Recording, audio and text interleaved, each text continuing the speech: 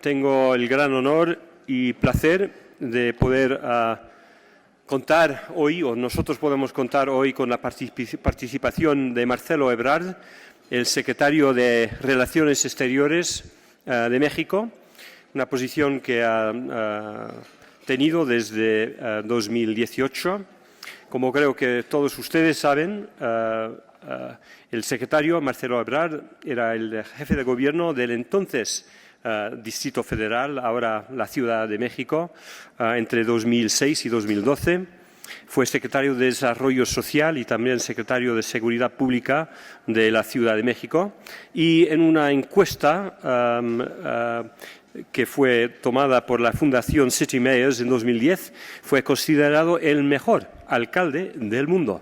Entonces, una posición que entomó con su presidencia después de la Red Global de Ciudades Seguras de la ONU entre 2012 y 2014. Como ustedes saben, ha trabajado muy cerca con el presidente López Obrador en su gobierno y tomó la posición hace 4 años ahora de el secretario de Relaciones Exteriores. Secretario, estamos un gran placer y honor, como decía antes, que esté usted con nosotros virtualmente, pero con un tiempo tan apretado. Es un gran honor que esté con nosotros. Escuchamos sus palabras para empezar y después yo moderaré unas preguntas aquí con la audiencia que tenemos con nosotros aquí en México, en la sede HSBC, pero también con unos cuantos cientos que están mirando a través del sistema virtual, como usted.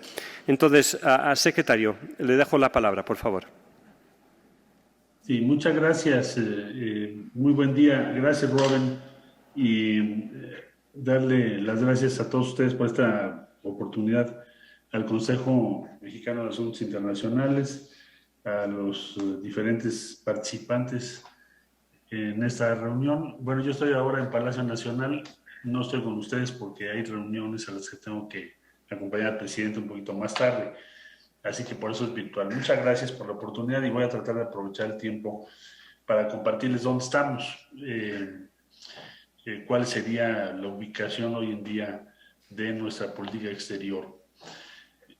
Yo diría que en primer lugar, lo que ha venido planteando el gobierno del presidente López Obrador es que se acelere la integración económica y comercial de América del Norte, vis a vis o tomando en cuenta cuál es la realidad en la que estamos hoy, la realidad geopolítica y también estratégica de nuestro país.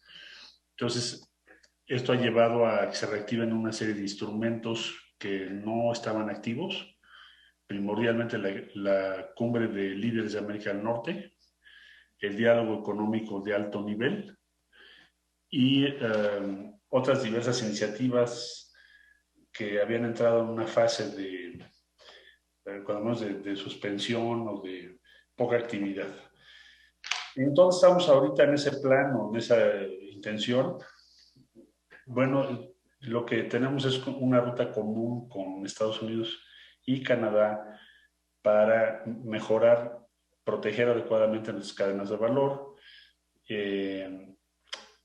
aumentar nuestras capacidades para hacer frente a diferentes tipos de crisis o de planteamientos extremos, como fue la pandemia del COVID-19 y ahora lo que estamos viviendo por los impactos inflacionarios y de cierta escasez de energéticos derivados del conflicto por la invasión de Rusia a Ucrania.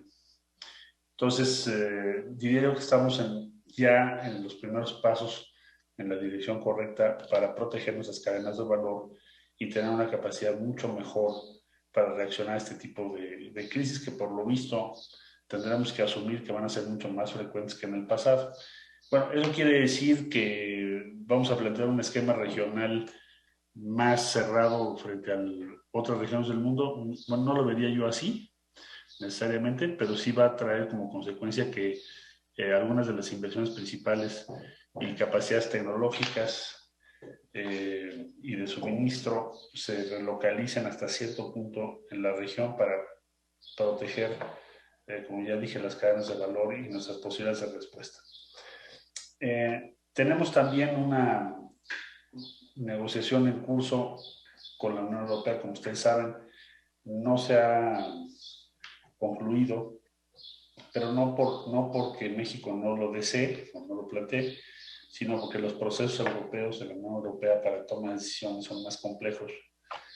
Y bueno, espero que pronto lo podamos resolver. De hecho, ya la negociación propiamente de la modernización del acuerdo con Europa ya concluyó, se convirtió en un acuerdo mucho más complejo y extenso que cualquier otro. Claramente tiene diversos componentes, no es el objetivo en este momento de describírselos, probablemente ustedes ya los conocen, pero implica una serie de compromisos para México de largo alcance, sumamente importantes, que no solo tienen que ver con el comercio o la protección de inversiones, sino protección al ambiente, energías limpias, desde luego los temas relativos a derechos humanos y al funcionamiento de nuestra democracia en el largo plazo. Es decir, hay una cierta afinidad de valores entre México y la Unión Europea. Pero, como ya dije, estaremos a la espera y ojalá se pueda hacer muy rápido que termine su proceso de negociación, que es complejo. Al mismo tiempo estamos haciendo crecer la Alianza del Pacífico. Es un esfuerzo interesante. Como ustedes saben, se inició con Chile, Perú, Colombia y México. Y ahora está ingresando Singapur, con lo cual tendríamos el primer socio del otro lado del Pacífico. Eso consolida la alianza como un instrumento cada vez más activo, más eficaz. También se está por incorporar Ecuador, porque era un poco extraño que no estuviera incorporado Ecuador dada su ubicación. Tenemos solicitudes de otros países, vamos a revisarlas. Y ya no es solo un acuerdo de libre comercio, sino que cada vez se están involucrando más las iniciativas respecto a otro tipo de esferas. Al mismo tiempo, también les quiero comentar que México ha hecho una presencia muy relevante en Centroamérica, con los países de Centroamérica, primordialmente sobre un criterio que es el que tiene que ver con cómo podemos regular de mejor manera los fenómenos migratorios. Los fenómenos migratorios no se van a reducir, todo indica que se van a aumentar. Estados Unidos el año pasado tuvo una tasa de crecimiento demográfico 0.1, la más baja en la historia. Incluso llamó la atención. No sé si se vaya a mantener esa tendencia, fue demasiado bajo, probablemente por la pandemia, pero de todas maneras confirma las tendencias demográficas de ese país a la baja. El censo de 2020 nos mostraba una tasa de crecimiento de 0.4. Entonces, seguramente vamos a estar viendo en esta década algo muy cercano hacia casi cero. Entonces, la pregunta sería, ¿cómo va a mantener Estados Unidos el crecimiento de su economía sin un flujo migratorio organizado?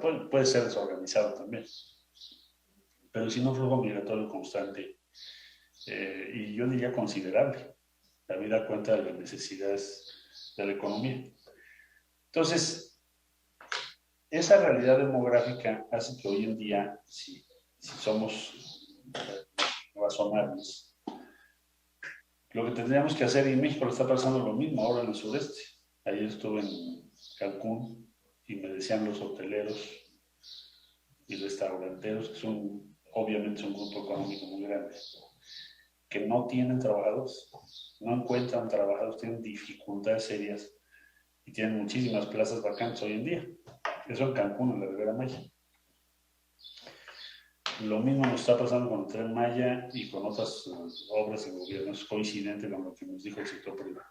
Entonces, hay como una oportunidad por esta realidad demográfica. México pues, está creciendo 1,2, pronto estaremos debajo de 1. Guatemala, en cambio, está creciendo 2,5, que es una tasa mucho mayor. Y así sucesivamente. Entonces, hay una necesidad objetiva de un grado de movilidad laboral que no era tan obvio que podría regularse de manera satisfactoria como hoy lo es. Se me dirá, por supuesto, que eso no es factible, políticamente hablando, en los Estados Unidos. Sin embargo, debemos tener muy claro que se está dando una circunstancia muy favorable para que se pase del modelo del siglo pasado, el siglo XX, a otro modelo más apegado a la realidad del siglo XXI, que nos permita regular este fenómeno. Bueno, al mismo tiempo que estamos haciendo este planteamiento, hicimos una inversión importante en Honduras y El Salvador. Tenemos en El Salvador 20,000 personas trabajando con pagos directos del gobierno de México al beneficiario, ¿no? Prácticamente no hay intermediación. Esto funciona especialmente en las zonas rurales para un programa que en México se llama Sembrando Vida, y allá le pusimos el mismo nombre, es, digamos, siembra de maderables y de hacerla compatible con cultivos de corto plazo. Y lo mismo en Honduras, ahora hay 20,000, pero vamos a tener 40,000, incluyendo también jóvenes construyendo el futuro, que se parecen mucho a algunos programas implementados en Alemania y en otros países de Europa respecto a la vieja tradición de las maestranzas y los oficios. Es decir, son jóvenes que participan en empresas en donde no solo aprendes procesos productivos de diferente naturaleza, sino sobre todo cómo se organiza la empresa en su conjunto. En fin, el caso es de que en esos países tenemos ese grupo o ese número considerable, y ya vemos en el caso de estos dos países una reducción importante del flujo migratorio hacia México. O sea, sí tiene un impacto. Les pongo el caso de El Salvador, que es donde empezamos antes, o más tempranamente. En ese caso, México está repatriando 6,000 a 8,000 gentes, personas,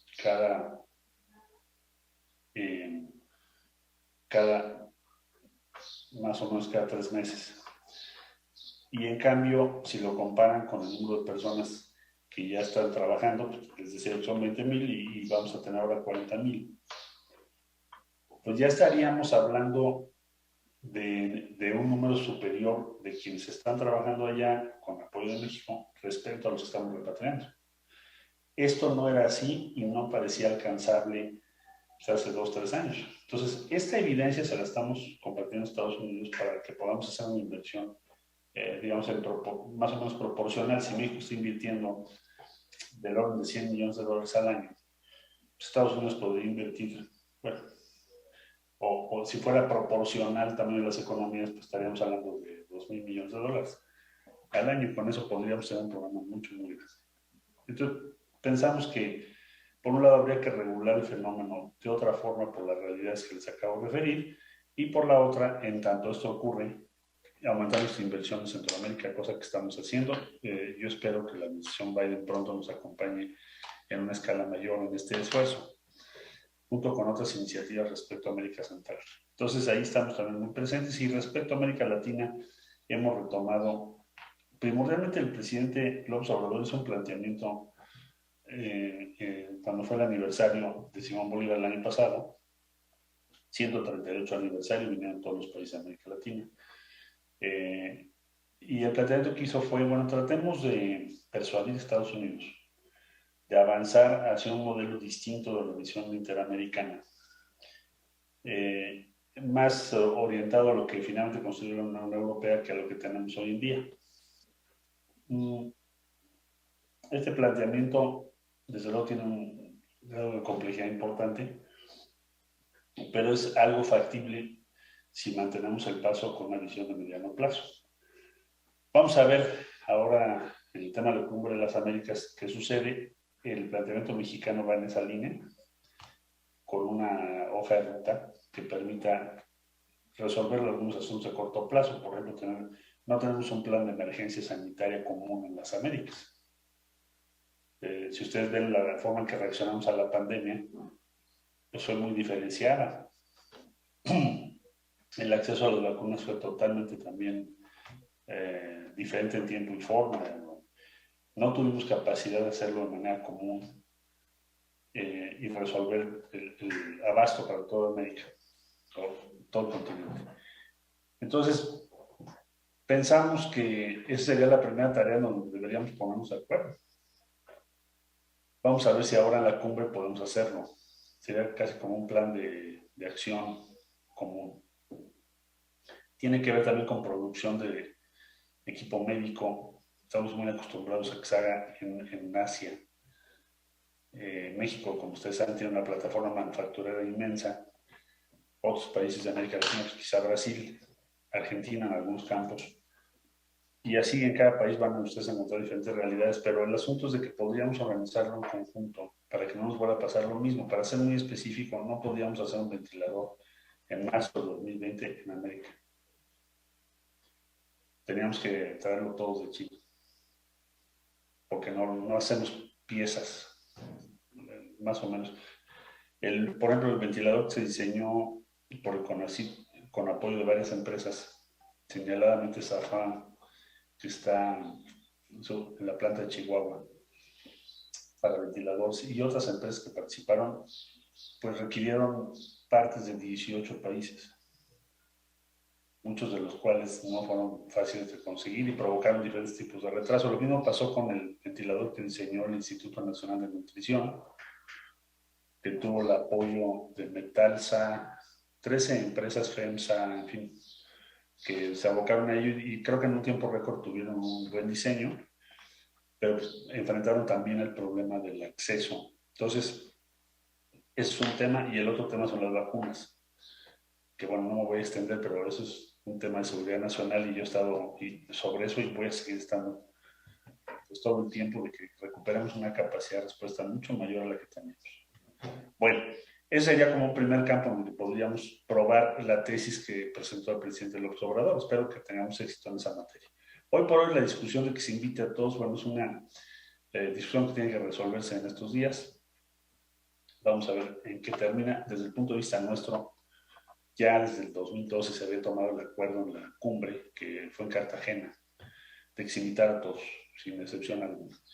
Y por eso pensamos que no es prudente ni es aceptable que se retroceda, porque pues entonces lo que acabo de decirles a ustedes de que vayamos hacia una Unión Europea, pues se queda totalmente como imposible, si ni siquiera podemos estar todos los países. Entonces yo espero que se resuelva favorablemente. Ese es el objetivo principal en la cumbre. Entonces nosotros, ustedes se preguntarán, bueno, ¿y qué tan compatible es estar tan integrados a Estados Unidos y al mismo tiempo tener una presencia en América Latina? Porque muchos años se consideró que esto no era factible. Bueno, nosotros pensamos que no solo es compatible, sino indispensable tener esos dos objetivos al mismo tiempo y como se ha demostrado o se está demostrando ahora, pues sí es factible lograr. Respecto a otras regiones del mundo, lo que estamos haciendo es aumentar nuestra presencia rápidamente. Los países del Golfo tienen fondos soberanos muy, muy relevantes, con una presencia muy marginal en México. Entonces, nuestro objetivo principal es invitarlos a participar en México. Vamos a tener este año varias visitas relevantes para ese fin. Como ustedes saben, ellos no operan en sus inversiones, sino que manejan portafolios de inversión. Pues, vamos a tener que prepararnos para eso, pero pensamos que es factible. Respecto a esos países, podríamos tener una fuente de financiamiento interesante en el corto plazo. Hemos puesto mucha atención en la relación con China por un lado y por otro lado con India. Acabo de estar en India. Más que darles un reporte respecto al viaje, pues decirles que es una economía que está creciendo al 8%. Ya es el socio 9 de México. China, bueno, pues ni se diga, es el principal, después de Estados Unidos, el principal o uno de los principales socios de México. India, pues ya está entre los primeros 10 y sigue subiendo. Entonces, cada vez le vamos a poner más atención. Vamos a abrir ahora un consulado en Mumbai especializado, que es el que tendrá la vinculación con muchas de las empresas más relevantes en la India. Estamos tomando muchas experiencias interesantes de ese país, como puede ser la digitalización que lograron en tiempo récord o las telecomunicaciones que probablemente sean las más baratas del mundo, hoy por hoy. Entonces estamos poniendo mucha atención. Lo mismo puedo decir de Japón. Corea del Sur estamos por iniciar una negociación que se antoja que va a ser compleja, pero muy interesante de libre comercio con Japón. Luego ya tenemos un acuerdo de libre comercio, en buena parte producto de ese tratado, de ese acuerdo con Japón. Tenemos una buena parte de su industria automotriz en nuestro país, con posibilidades de crecer en los próximos años. Y ahora con Corea del Sur estamos en esas negociaciones. Cada vez nos importan más países como Australia, que se volvió de pronto un inversionista relevante en el sector de energía en México, que por cierto ayer tuvo su cambio de gobierno. Aprovecho para felicitar al nuevo primer ministro por esta vía. Y bueno, en la sede de las Naciones Unidas, en el Consejo de Seguridad, la participación de México ha sido muy activa respecto al conflicto en Ucrania. Hemos presentado varias resoluciones, resoluciones en la Asamblea General, porque en el Consejo de Seguridad no lo iban a vetar, pero respecto a la necesidad de un cese de hostilidades inmediato y las garantías para la ayuda humanitaria, hemos respaldado al secretario general en todas sus principales decisiones, y pienso que el rol de México ha sido muy constructivo. El embajador de la Fuente ha hecho un gran papel en esta crisis, y México ha hecho valer su voz y sus propuestas para encontrar una salida política al conflicto lo más pronto que se pueda, porque si no el costo para todos los países del mundo va a ser expansivo, sea por inflación, sea por grave escasez de granos. Piensen ustedes todo el Medio Oriente, por ejemplo, depende de los granos de Ucrania, igualmente una parte importante de África y otros países también. Nosotros no importamos directamente granos, pero sí importamos fertilizantes, y de todas maneras la inflación ya nos está creando una tensión, una presión muy fuerte en nuestra economía. Entonces, ese es un panorama muy, muy apretado en media hora de en dónde está México y cuáles son sus principales iniciativas, y muchas gracias de nuevo por esta invitación. Muchas gracias.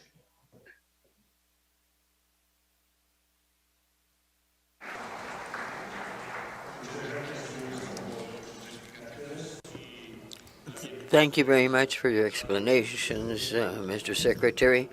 Thank you for giving us a tour of the world and also of the specific regions where the foreign policy is headed. We have a few questions here for you. I think we have about 15 minutes time, and we want to ask our virtual participants that if they want to go through Conference Plus, they can make their questions. I have... Yo no seré tan tímido como no hacer una pregunta a ustedes para que me pongan una pregunta al ministro, al secretario. Pero si puedo empezar, por favor, por donde usted terminó, secretario Ebrard.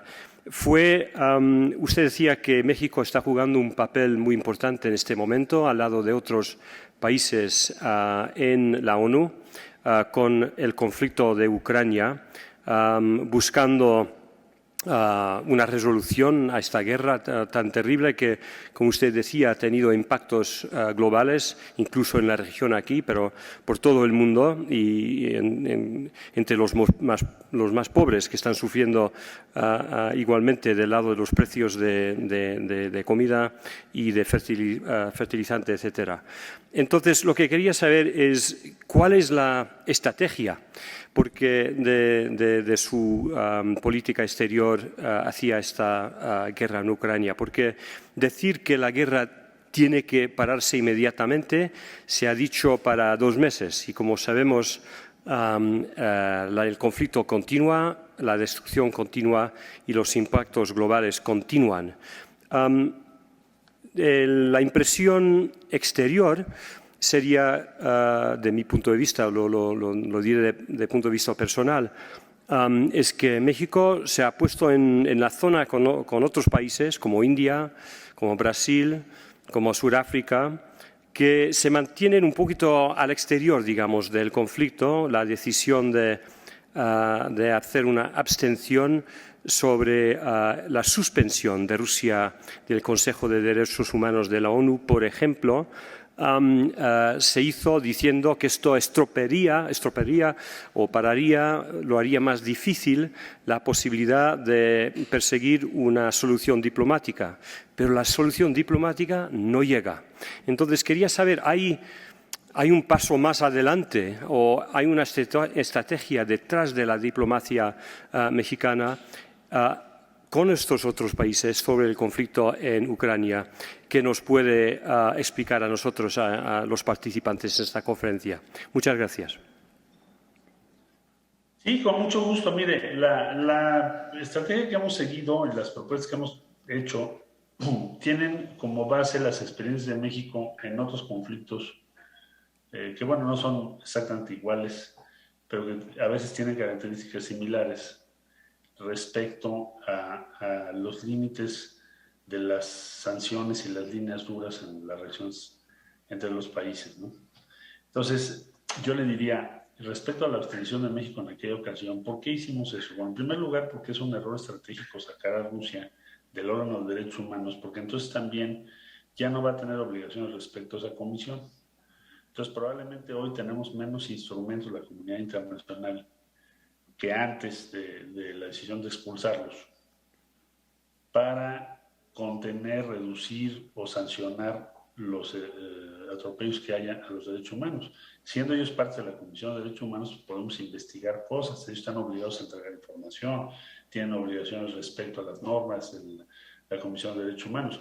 Entonces, expulsarlos puede ser un asunto muy interesante, políticamente hablando, tal vez de un día para el otro, en países donde hay una presión política muy fuerte, en pro de sanciones o algo así a Rusia, pero por el otro lado, su efecto en términos de política real pues es un desastre sacarlos de un órgano de derechos humanos. Déjeme decirle que en toda la historia de esa comisión, que yo sepa, al único país que se le ha suspendido y solo por unos meses fue a Libia, y eso en el periodo final de Gaddafi. Aquí estamos hablando de uno de los miembros permanentes del Consejo de Seguridad de Naciones Unidas. Entonces, nosotros, junto con otros países, coincidimos sin habernos puesto de acuerdo.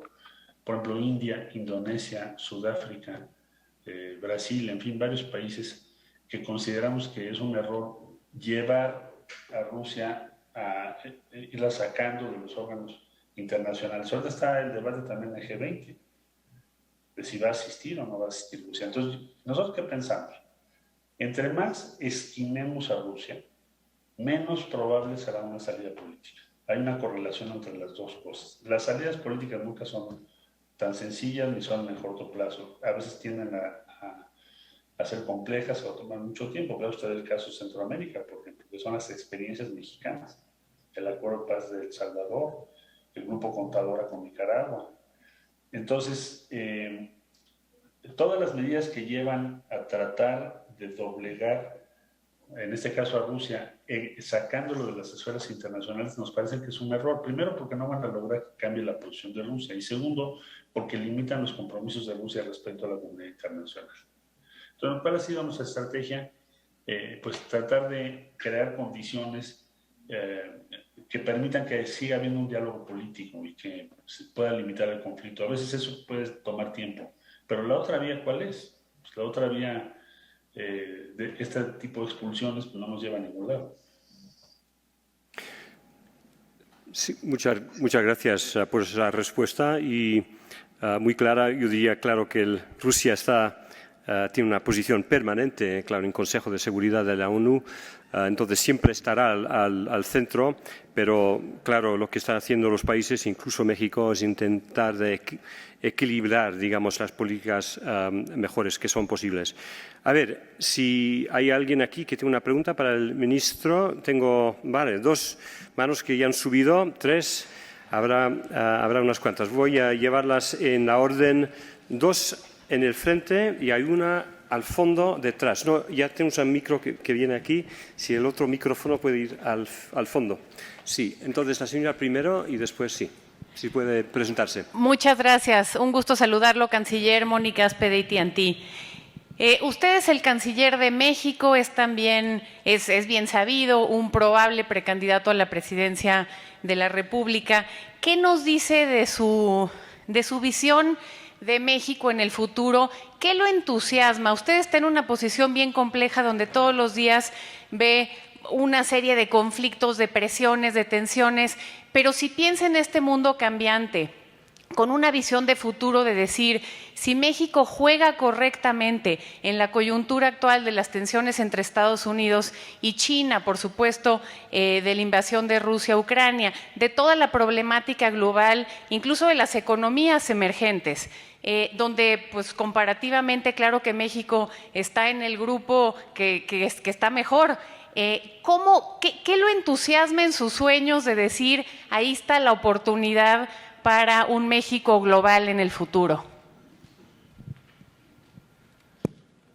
Sí, bueno, yo comentaría que vivimos un tiempo un poco paradójico, en que por un lado tienes oportunidades muy importantes como país, y por el otro lado tenemos pues riesgos considerables, porque vamos a vivir una época de más incertidumbre, vamos a estar en la era de la trampa de Tucídides, es decir, la rivalidad entre Estados Unidos y China, sin considerar otros riesgos posibles. Ahora, ¿qué es lo que me entusiasma?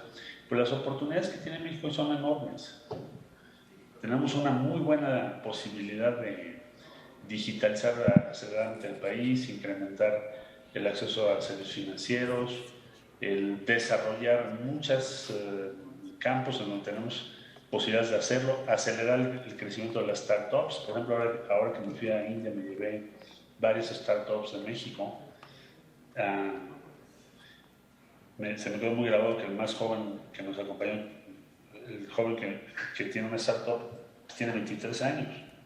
Es como un recordatorio todos los días de la inmensa capacidad que tenemos en México, talento que tenemos. Entonces, yo pienso que lo que nos debe entusiasmar a todos es que tenemos una enorme oportunidad, quizá como no lo hemos tenido en muchos años, para que nuestro país pueda aumentar el valor de su economía y sus posibilidades crezcan enormemente. Yo sí lo veo, sería muy positivo sobre los próximos años. Muchas gracias por esa respuesta también. Tenemos otra pregunta aquí, delante, y después vamos a la pregunta al fondo. Sí, Canciller Horacio Saavedra de Comexi. Usted habló ahorita de Tucídides, de geopolítica y bueno, del padre de las relaciones internacionales, y habló de la exclusión de Rusia, que es inconveniente. Entonces, ¿usted diría, por ejemplo, Canciller, que fue un error que sacaran a México a Rusia, fue un error de que sacaran a Rusia del G8? ¿Usted, si le pidieran la recomendación, recomendaría que Rusia entrara nuevamente al G8? Pues mira, ya la del G8 ya la tomaron, pero ahorita estamos en la discusión del G20. Es decir, tenemos, como sabes, la reunión del G20 este año en Indonesia. Entonces, hay dos posiciones. Una posición que dice, pues ya no los invitemos. No los invitemos, hay que excluirlos prácticamente del sistema internacional. O esta contradicción de, bueno, los sacamos de los órganos de Naciones Unidas, pero ¿por qué entonces no presentan una propuesta para que los saquemos del Consejo de Seguridad? Es decir, ¿cuál sería el límite? ¿Cuáles sí, cuáles no? Desde nuestro punto de vista es un error de estrategia. No vas a lograr nada. Históricamente yo he revisado muchos casos de sanciones y normalmente no tienen un efecto favorable. Revísalo con la evidencia, no es un tema ideológico. Pues si tú tratas de doblegar a un país, sus incentivos políticos de sus dirigentes para resistirse van a ser enormes. Entonces, esa es una regla de tres. No han funcionado las sanciones históricamente que yo recuerdo. Si hay algún caso que haya funcionado, tendría que revisarlo. Pero no de las que tengo memoria. Entonces, ¿por qué insistimos en esas medidas? Hay que buscar otras medidas, hay que buscar otro camino. Cuando algo no te resuelve, pues entonces hay que hacer otra cosa. Entonces yo pensaría que estarlos excluyendo de foros internacionales lo único que va a hacer es, primero, reducir sus compromisos, que finalmente son limitaciones para todos, con la comunidad internacional. A mayor compromiso con la comunidad internacional, mayores compromisos tienes que te limitan de un modo u otro. Es una de las, digamos, es el trade-off de estar en la comunidad internacional.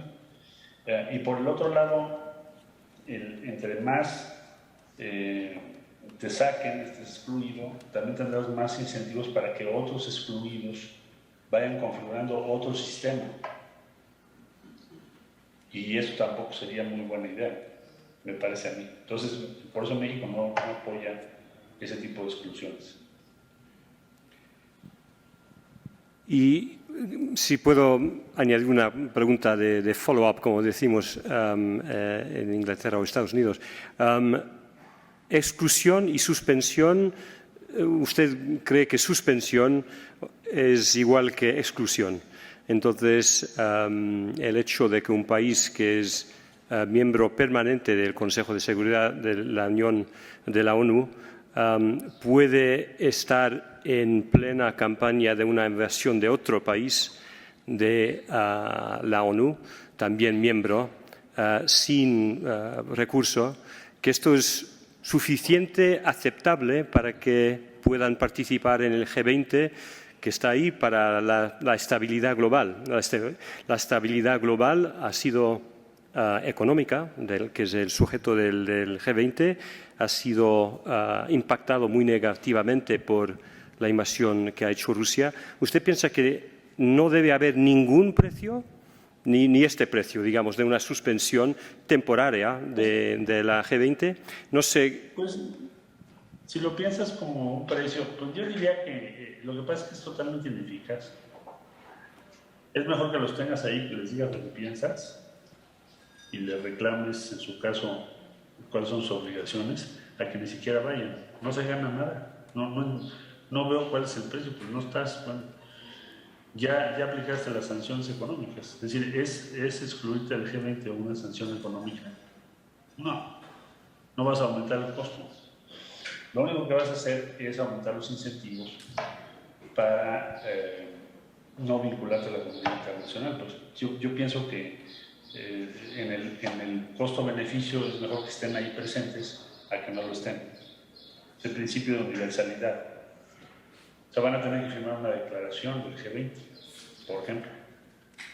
Es mejor que la firmen, discutir con ellos, o es mejor que no estén y nosotros decimos lo que nosotros consideremos, pero Rusia no está obligada a nada. Pues pienso que estén. Vale. Muchas gracias. Muchas gracias por la respuesta. Esto se podría continuar, claro, mucho y más del tiempo que tenemos. Tenemos otra pregunta, por favor, al fondo, ¿sí? ¿Se puede presentar? Gracias. Sí. Canciller, buenas tardes. Manolo Préstamo, soy investigador y consejero migratorio. Ya nos compartió un poco de la visión que está haciendo este gobierno en Centroamérica, en el Triángulo Norte y con demás presidentes, también con Estados Unidos, para atender la crisis migratoria en el país. Yo le quería preguntar, ya con la decisión que vimos el pasado fin de semana del juez de distrito de Luisiana, que debe continuar el título 42, múltiples reportes de organizaciones internacionales que reportan que más de 10,000 casos de personas migrantes o en condición de tránsito y o refugio en México que sufren extorsión, secuestros, asesinatos, etcétera. ¿Cuál debe ser la postura del gobierno mexicano para asegurar el bienestar de estas personas en nuestras fronteras? Y un poco, aprovechando el tiempo, una pregunta follow-up es que también, además de el nuevo corredor TME que anunció para implementar o fortalecer la garita de San Jerónimo con Santa Teresa, ¿cómo podemos evitar el golpeteo, principalmente en años electorales en Estados Unidos, para asegurar nuestras cadenas de suministro? Y a ver, yo creo que el golpeteo no lo vas a evitar, porque la competencia de varios políticos en el Partido Republicano es quién es más antimigrante. De hecho, es uno de los temas centrales. Parece mentira, pero eso es así. Si un país que está creciendo al punto 1, ¿cómo puedes tener como gran tema estratégico evitar la mano de obra que necesitas? Pero pues así es. Entonces no creo que lo puedas evitar, que vaya que en su campaña mencionen esos temas. Ahora, ¿qué es lo que México puede hacer? Bueno, nosotros tenemos una lucha todos los días para que quienes están en nuestro territorio nos lo hagan saber. El gran problema que tenemos hoy es que tienes un flujo en donde las personas, fíjate lo que les piden sus líderes, que no traigan identificación. O sea, son personas que no tienen, el Estado mexicano no tiene noticia de que están en su territorio, por un lado, pero por el otro, no tienen documentación de ninguna especie. A propósito, o sea, el network que está atrás de esto, porque es un negocio gigante, o sea, a cada persona le están cobrando hasta $5,000. Hicimos un cálculo que son varios miles de millones de dólares al año. Por eso le hemos pedido a Estados Unidos, o le hemos propuesto, que podamos hacer una regulación de este fenómeno, haciéndolo regular y previsible para las personas que de buena fe quieren trabajar en los Estados Unidos. Y en el caso de México, pues nos pueden pedir México tiene una política bastante, diría yo, liberal. Es decir, es relativamente sencillo que tengas tarjeta de trabajador visitante, o que tengas refugio, o que tengas asilo. Es decir, no es tan difícil de lograr una situación legal en México en función de todas las diferentes opciones que tiene la ley. No digo que sea automático, pero es relativamente sencillo. Por ejemplo, la solicitud de refugio es muy sencilla. Incluso tenemos críticas de que somos demasiado abiertos en materia de refugio. Hoy en día estamos tramitando, la Comar está tramitando, pues no sé, más de 120,000 solicitudes de refugio al mismo tiempo por mes. Entonces, en síntesis, ¿qué es lo que podemos hacer? Lograr una regulación distinta de Estados Unidos que nos permita manejar un flujo donde la gente sí presente sus documentos, sepamos dónde están y los podamos proteger. Lo que se está haciendo ahorita es que todos los incentivos son para que las personas que desean trabajar o ir a Estados Unidos lo hagan por una vía irregular. Entonces se ha vuelto un negocio, como una especie de mercado negro, con costos muy grandes para las personas, con tragedias muy grandes que hemos vivido. Cuando ya se sabe que ese flujo no solo no se va a parar, sino que es decisivo para tu economía. Ese es el tema. México, como decía yo, pues está creciendo 1,2. Bueno, vamos a crecer a menos de 1 muy pronto. México va a ser un país que va a necesitar un número importante también de personas en nuestra economía, porque ya nuestra demografía va a ser muy diferente. De hecho, ya nuestro promedio de edad va a llegar pronto a 30 años. Ya no somos el país quinceañero que éramos. Somos un país en donde ya el bono demográfico está en su etapa final, igual que en toda América Latina, o casi en toda América, o en los países más grandes de América Latina. Entonces, ¿qué planteamos? Pues regulemos esto de otra manera. Ahora, México lo puede hacer solo, no, porque el objetivo principal de las personas que cruzan nuestro país, que no nos dicen que están aquí, que no sacan ningún tipo de, no se presentan ante la autoridad, que no traen credenciales de nada, su objetivo es pasar desapercibidos por México para poder llegar a Estados Unidos, porque de otra manera, si se registran aquí, piensan, o eso les dicen quienes los manejan, que ya no podrían aspirar en Estados Unidos a tener asilo o alguna otra fórmula de protección. Entonces, lo que estamos planteando es, bueno, pues hagamos otro sistema respondiendo a esas realidades. ¿Qué sería lo nuevo? Lo nuevo es que Estados Unidos hoy, de manera más evidente que en el pasado, necesita ese número de personas para que su economía pueda crecer 1% o más. Si no, van a ir a una estanflación, que fue lo que le pasó a Japón, por ejemplo, que es una isla donde hasta muy recientemente no se puede, o es muy difícil, no admitían personas del exterior. Esto muy recientemente lo han estado cambiando.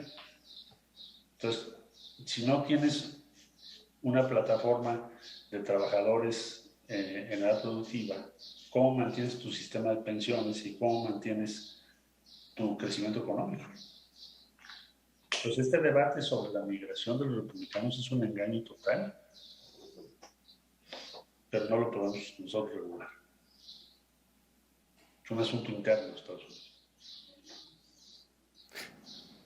Gracias por eso. Mira, nos quedan no unos 2 o 3 minutos, me parece, canciller, porque nos dijeron que tenía que salir sobre la 1:15, ¿sí? Entonces, si puedo hacer una última pregunta, voy a tomar el poder aquí de ser el chairman y no quería conseguir en inglés embarrass a nuestro embajador británico que está delante mío sentado aquí, pero usted en su presentación mencionó muchos de los acuerdos que están negociando en este momento de libre comercio bilaterales. Quería saber qué es lo que está buscando México en este momento de una negociación con el Reino Unido que puede obtener que no podía obtener de cuando estaba en la Unión Europea. ¿Qué está buscando específicamente de este acuerdo bilateral con el Reino Unido? Gracias. Bueno, gracias por mencionarlo. Efectivamente, iniciamos hace muy poco negociaciones con Reino Unido.